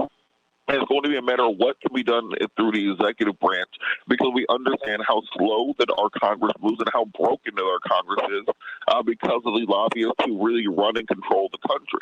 So I think the Biden administration is going to have to stand up with a backbone, find a compromise, or find executive action that they can do, because it's very off-putting. When the Government Accountability Office awarded a $10 billion contract for the human landing system for Elon Musk to be able to go to the moon, meanwhile, you're seeing people be evicted from their houses. It goes back to that Gil's got hair and a rat that bit my sister nail for Whitey on the moon, because they're so worried about giving money to Jeff Bezos and to Elon Musk, who are just trolling for government contracts, while people are getting put out on the streets every day. Well, and while BlackRock is buying up all of the housing all around the country, I mean, more and more Americans are not going to have the opportunity to buy a home. I mean, let alone rent one or have any control over their rent, because you've got a big corporation and other big corporations that are just buying up housing. C.K. Hoffler, Attorney Hoffler, it's hard to believe that this is legal.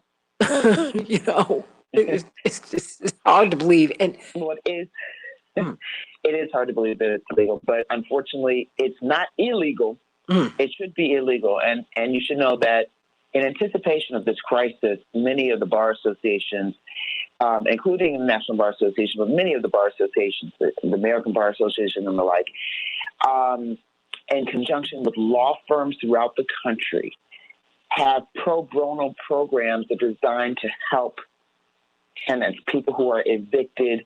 And in fact, they've had these programs in place for quite some time, but in anticipation that it's going to become a greater crisis, there are programs with the bar associations to help people who are being evicted, to either try to fight the eviction as much as they can. And again, all you're doing is delaying, but delaying is delaying someone from being on the street. And in many respects, the Biden administration has put at the hands of lawyers, it's soliciting their help to help the people who are being evicted and on the streets. And from my understanding, as of today, the American Bar Association probably has the most robust program.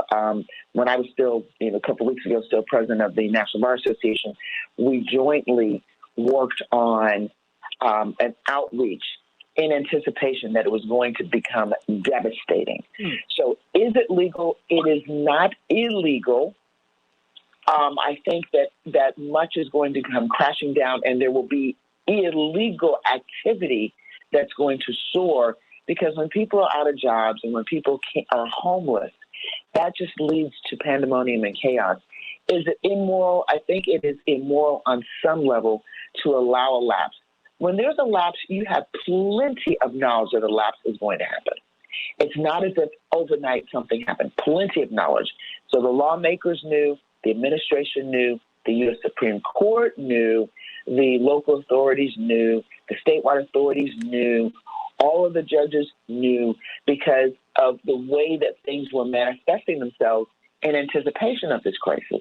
So I think it's immoral, certainly. I think it's exceptionally unfortunate, because I got news for everybody. It's going to start with the least of these. It has already started with the least of these.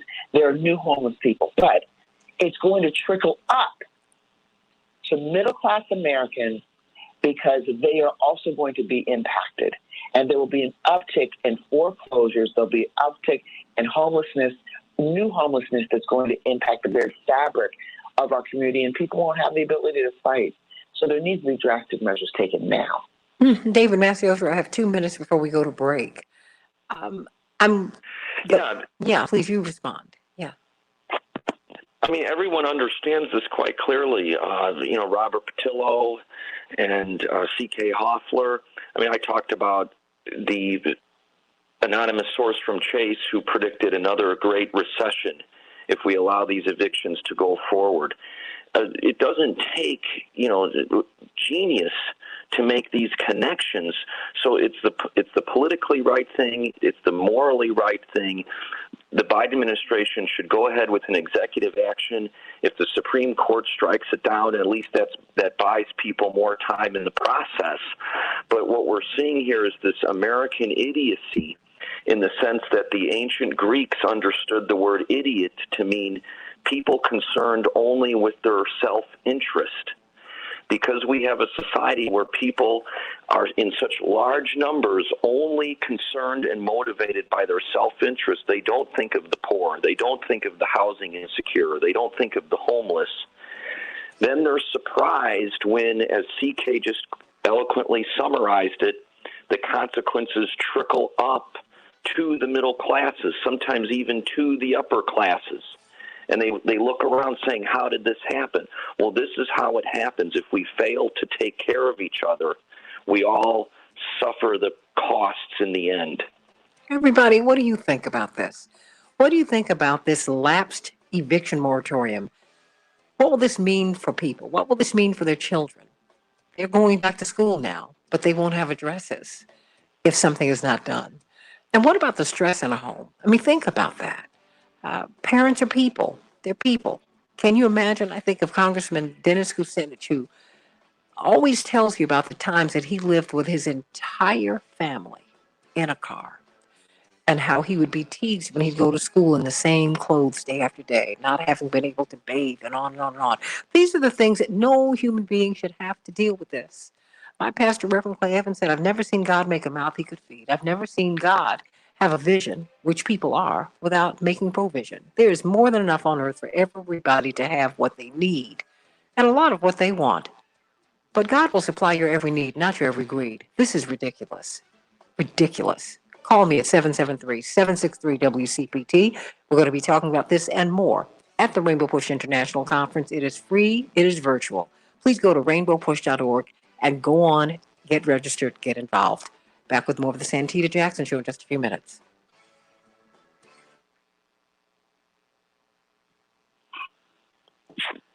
Okay, beautiful people. Yay. Thank you for being with me today. Thank you, Santita. Oh, no, thank you. And thank you. It was wonderful seeing you on Saturday. I'm sorry I didn't get a chance to say hello to you and the beautiful Sarah. Oh, thank you very much.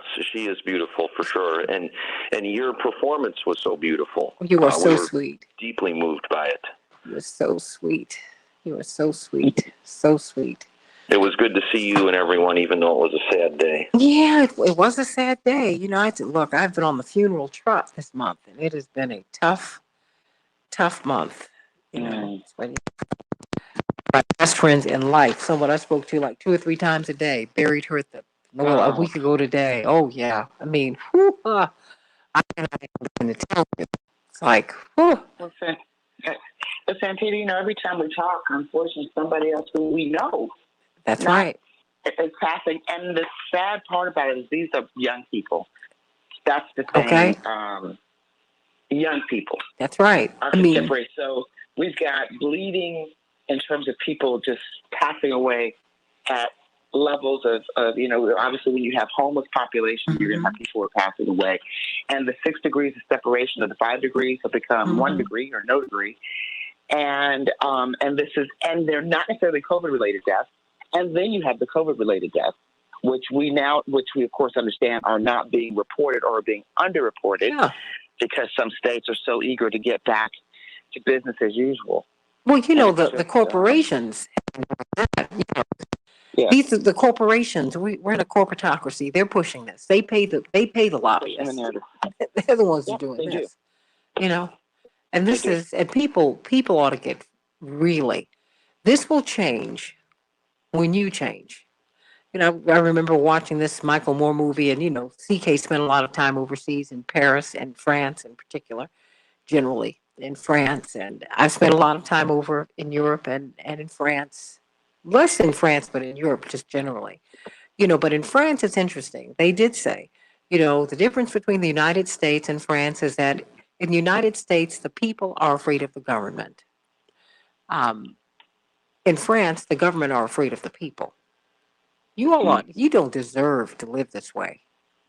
I mean, thank you for bringing up that data, David Masiotra. I mean, you can work as hard, you can work your finger to the bone. You cannot afford to rent a decent apartment in a city where you live and work, or in an apartment either. That ought to be unacceptable to you. It ought to be unacceptable to you. And I'm not saying you riot, but you need to do more than march. You need to start calling your representatives. I mean, David, like, you all should tell them you need to stay in D.C. Because it's easy to be homeless in D.C. as expensive as it is there. Right. 60 seconds. Oh. The data is important. I mean, it doesn't make for the most riveting dialogue, but one of my professors and mentors, a man with whom I'm still friends to this day, would sometimes tell me, always give them a number, them meaning the audience, because sometimes it can just be so revealing. Yeah. I mean, no one working full-time on a minimum wage in the entire United States can afford a 1-bedroom apartment. I mean, that is such a moral outrage and political and economic failure of our society. Yeah, absolutely. I mean, the phrase working poor should not even exist. That should be an oxymoron. You understand what I'm saying? Because it's oxymoronic. It's crazy. Mm-hmm. I mean, it's just like, this is nuts. I mean, I'm from working people. I think about my great-grandmother and my grandma who was on her feet doing hair. My other grandmother she would serve you the food at the VA. Ridiculous. Love you. This is the Santita Jackson Show.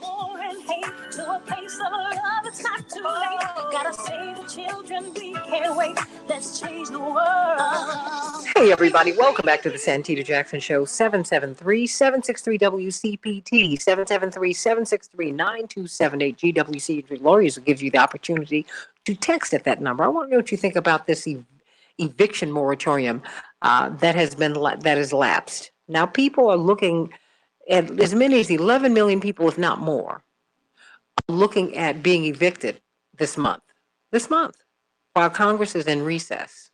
What do you think about that? And it should not just worry you if it happens to you. I'm coming to you unless it happens to you. You should be concerned. And guess what? You're gonna have an opportunity to be concerned, because guess what? People are not going to take this. They're already shooting people for sport on the expressways here in Chicago. Okay? If you want to know where this rage is going, it's bubbling up everywhere we are. So talk to me, 773-763-WCPT. I'm coming to you from WCPT, the nation's largest progressive talk radio station and AM 950 radio, the voice of progressive Minnesota.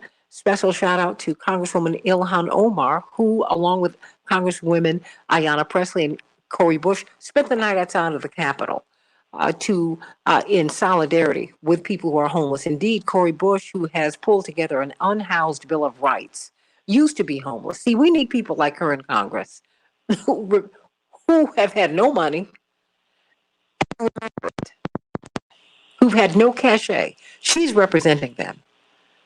So what about you, everybody? What about you? And we're going to be tackling issues like this: affordable housing, ending homelessness, ending poverty, because we can do that. We have poverty, we have homelessness because it's tolerable to far too many of us. We're going to be dealing with this at the Rainbow Push Conference, International Conference, which has already started. It just started yesterday. And so I want you to get involved, everybody. Please go to rainbowpush.org and get registered. Get registered, please. Go on and get registered. Dave, that's right. Because you know what? I know you're in Canada, but it's virtual. Jewel, get registered. Daryl, get registered. Laura, get registered. Everybody go to Rainbow Push. Linear Bob, go on and get registered. Robert, everybody, please go on and get registered. Attend the national conference. Stacey Abrams will be there. Bishop William Barber will be there. Dr. Fauci is going to be there. Dr. Zeke Emanuel, a lot of people are going to be there, who will be able to, you can hear what they have to say, and you should be asking them questions. Let me go, before I come back to you, Robert Patillo, and to you, David Daly. Please, not David Daly. Goodness, I'm thinking about voting. David Masiotra. I got a lot of people who want to talk, who want to weigh in today. Angela, what's on your mind today? I just like to say that I live in Chicago. There's homeless people begging on the streets in downtown Chicago. Every corner, they're begging on the streets. You see people with disabilities, half an arm, mangled, and I've seen it personally. Mm-hmm. Miss Angela? The street, because they're in a rush. Yes. Okay. Okay. Yes, I didn't want to lose you. Okay. All right. Yeah, I mean, since Reagan, this has been.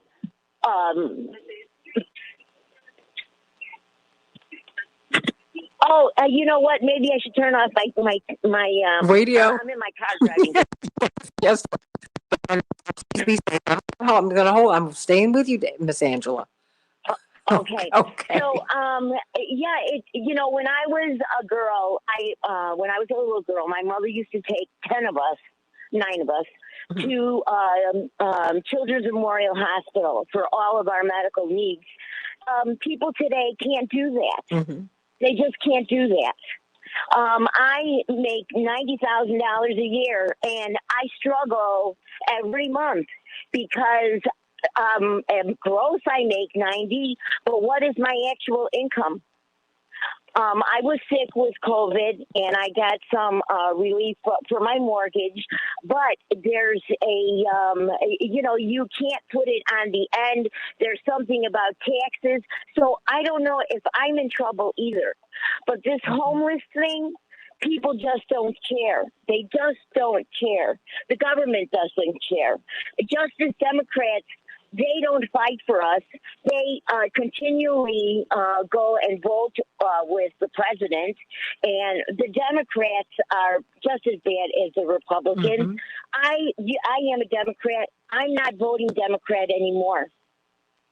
Now, why is that? Republican. Well, because they're not for the people. They are bought. I feel that this whole society is run by big corporations. Everything they control everything, and they control all our politicians. Mm-hmm.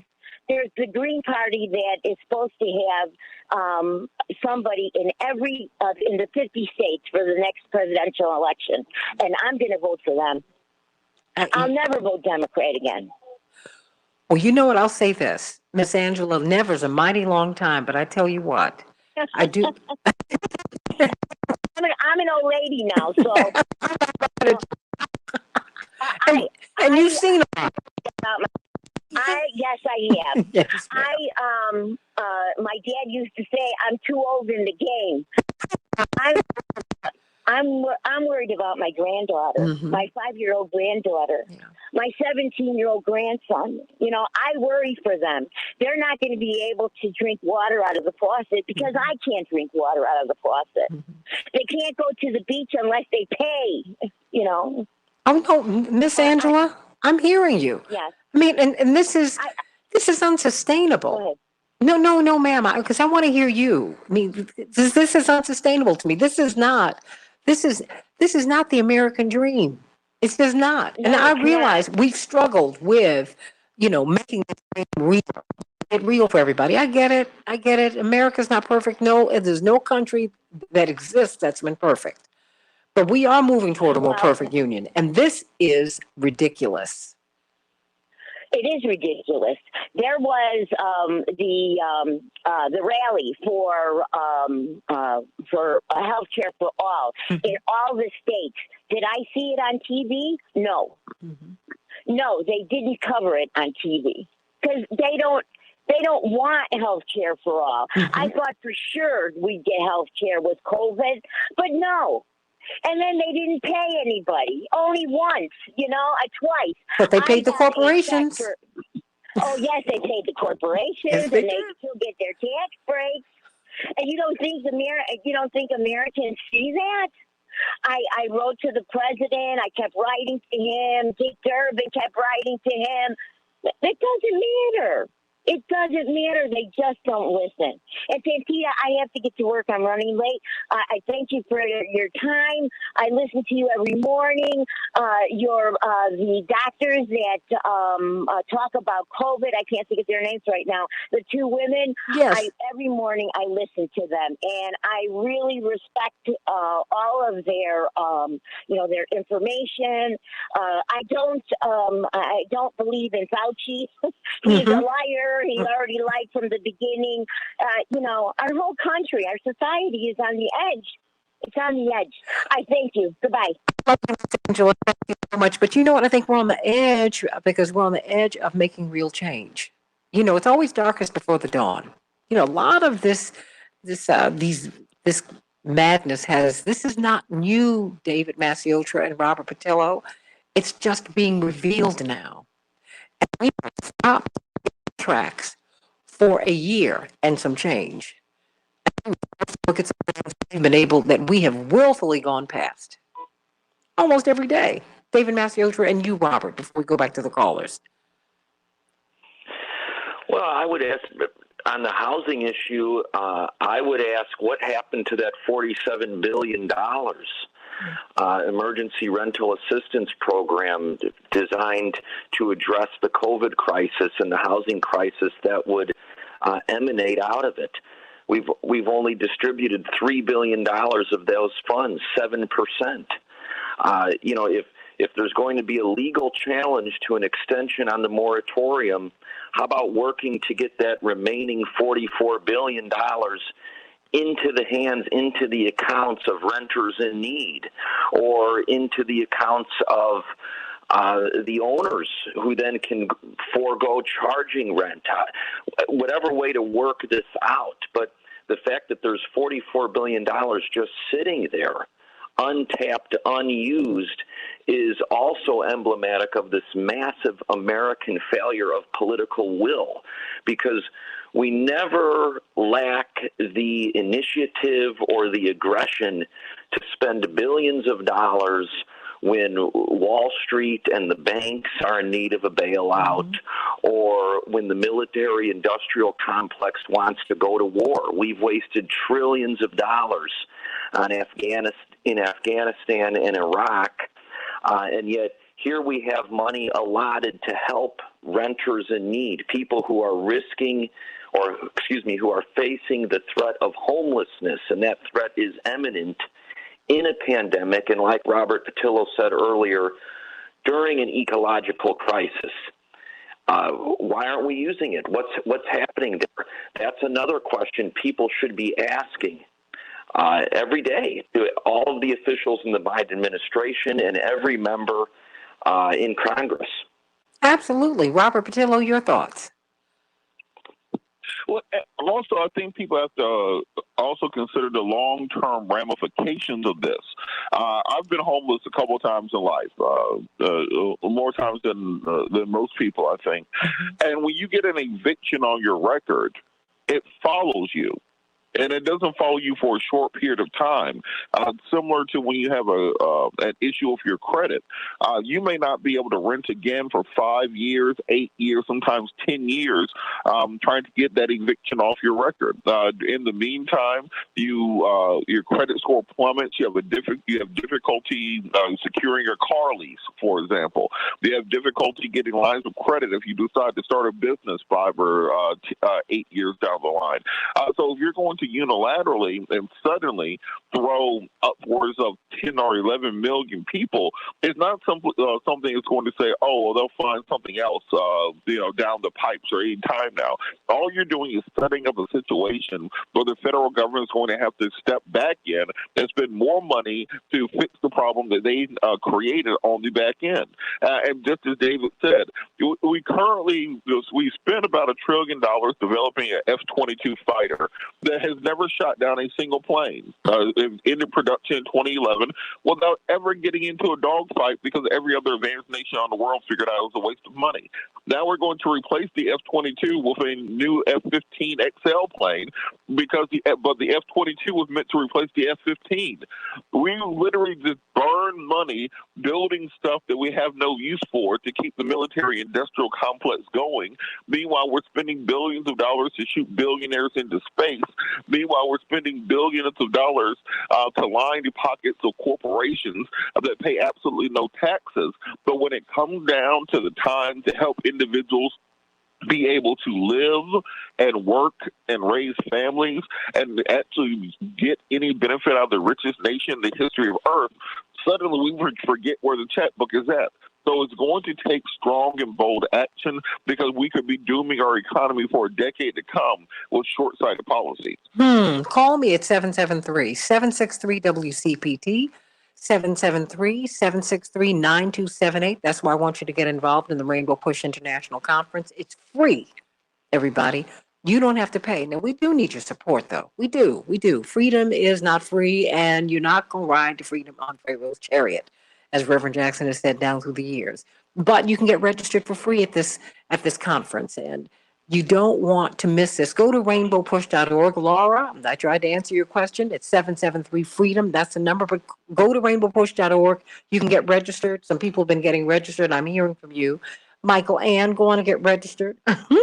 And Chantilly and Janae and Dave, go on and get registered. I think you're going to find out a lot of great stuff that's going to mean a lot to you. We're also going to be talking about affordable housing this week at this international conference. Meet Stacey Abrams there. And Dr. Fauci, he'll be there too. You should ask him some questions. Dr. Zeke Emanuel, you should ask him some questions. And Bishop William Barber, you should ask him some questions, and on and on and on and on. Let me go to Robert from Wisconsin. Robert, what's on your mind?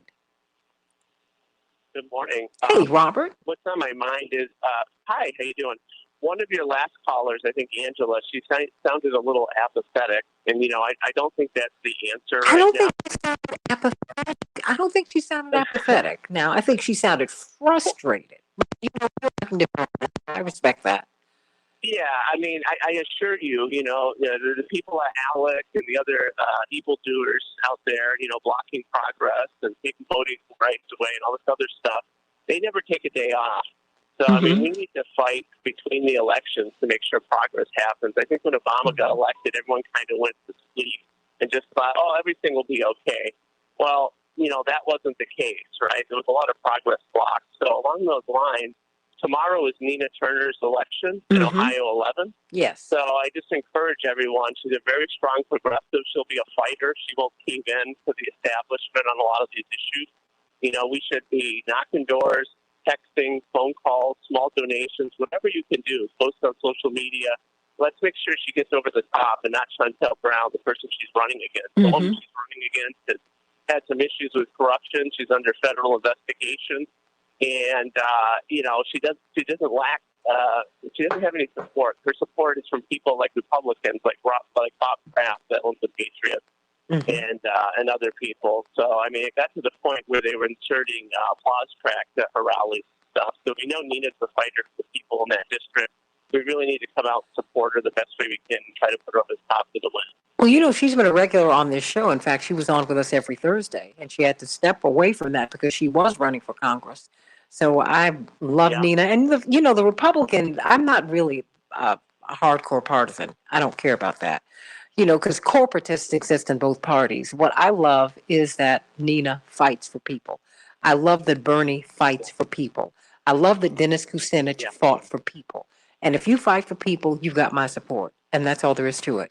I liked Senator Chuck Percy, who was a Republican. He was my Republican senator. I couldn't vote for him because I wasn't old enough. Because you could talk to him. He was reasonable. Governor Ogilvy was a Republican here in Illinois when I was growing up. Did he do outreach to black people and black businesses and people who were dispossessed? Absolutely. He was a Lincoln Republican. What I think with are these people who are playing these games with us and who are allowing us to be turned out onto the streets? Because you have corporatist Democrats who allow this lapse to happen. And I'm sick of it. And we all ought to be tired of this. Because no one deserves to live out on the streets. God has never made a mouth he could not feed. Never. Never.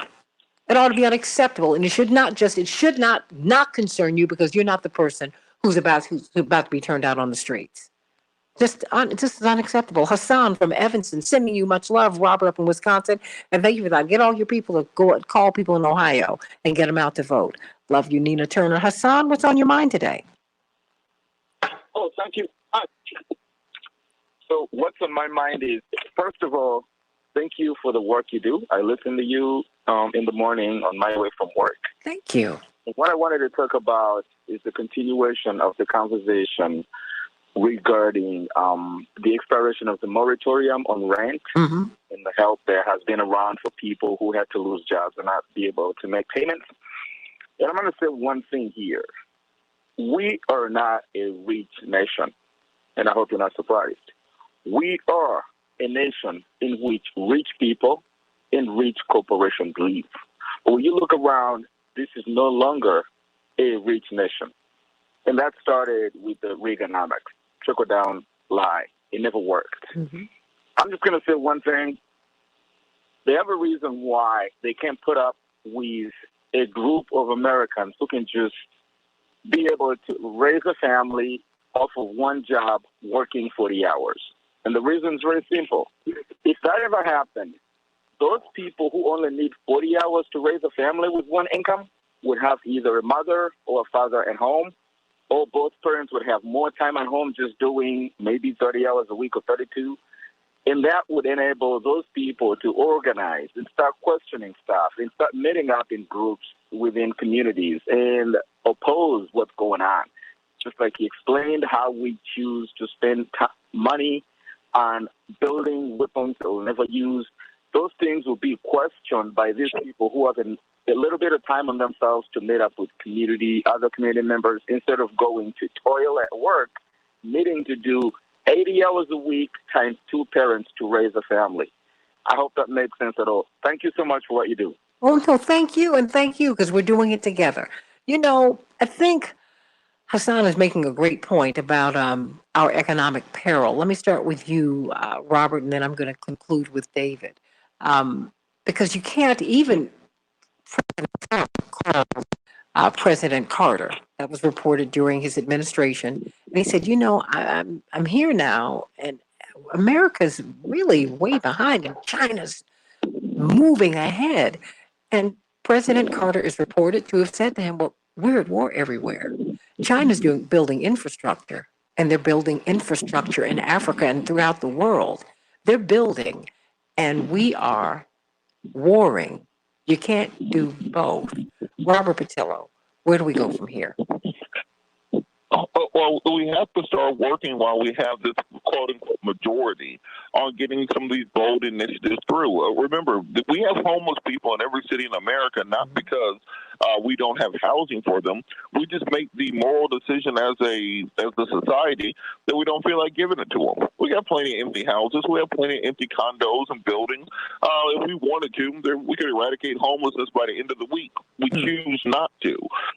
We have children who are hungry, not because we don't have enough food. We throw away 40% of the food produced in this country.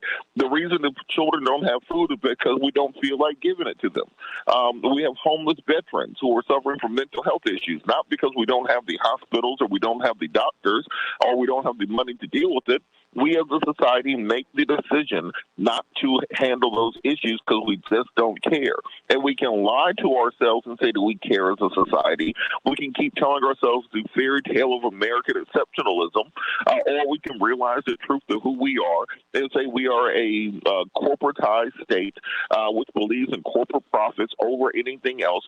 We are in late-stage capitalism where we have to produce things for the sake of them being produced. And the only way to keep the economy running is to make people desire a new widget every day and then create artificial shortages of the widget in order to artificially inflate the price of the widget to make sure the people at the top of the widget corporation can make the most money, and to hell with what it does to the planet or to the environment or to the everyday working person. And once people realize this and take the blinders off that they paint around you and realize we have to make real systemic changes or else this entire house of cards will collapse upon itself.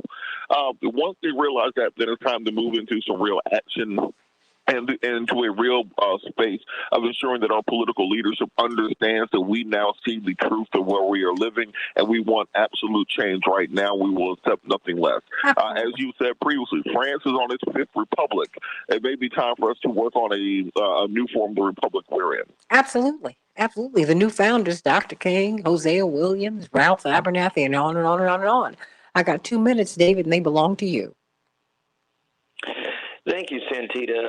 One good thing to happen in the past year is on these economic issues is that the United States Congress passed and Joe Biden signed the child tax credit provision, which provides parents making below a certain income level monthly payments per child under the age of 17.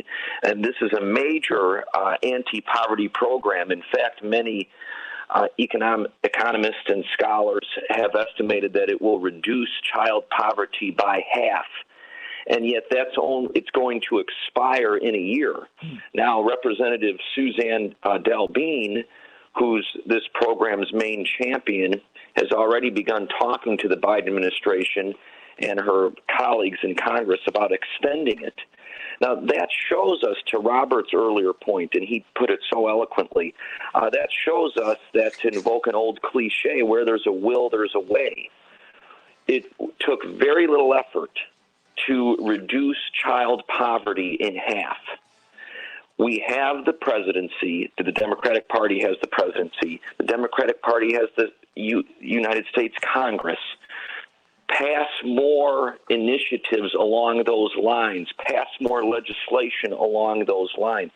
This is the opportunity to begin to remake this country so as to better establish justice, better establish equality, and make freedom actually mean something. For all the talk in this country about freedom, freedom doesn't feel like it's worth much if people fear that if they lose their low-paying job, they're going to be homeless, or if their child gets sick, they're going to go bankrupt trying to get that child medicine. Freedom doesn't mean that much. So this is an opportunity now, and the child tax credit program shows that it is possible. They need to go out and do more, and they need to go out and do likewise. Call your representatives and make them do it. The money is there. The priority is not. The care and love for people is not. We will perish. We will perish if we don't love people. You can't throw people away. This world does not work without people. You can go to the moon. You can go every place you want to go. This is not going to work. I don't think God's going to let man go up in the sky and mess with another world when you can't be a good steward over the one that God has already given you. Let's take care of Earth, everybody. Let's take care of everybody. Let's take care of each other. I love you. Can't wait to be with you on the Santita Jackson Show. Go to rainbowpush.org and get registered for free for the virtual international convention. It's going on right now. God bless. All right, you guys, I love you all so much. Thank you so much. Ooh, I just think you all are the best. Thank you, Ramsey. No. Thank you. Thank you. No, thank you. David, we have to get together sometime real soon.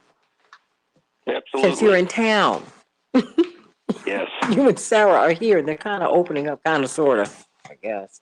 Yeah, let's make that happen. Have a wonderful day, everybody. Hey, God bless you too. Thank you. All right. Devin, thanks for a great show.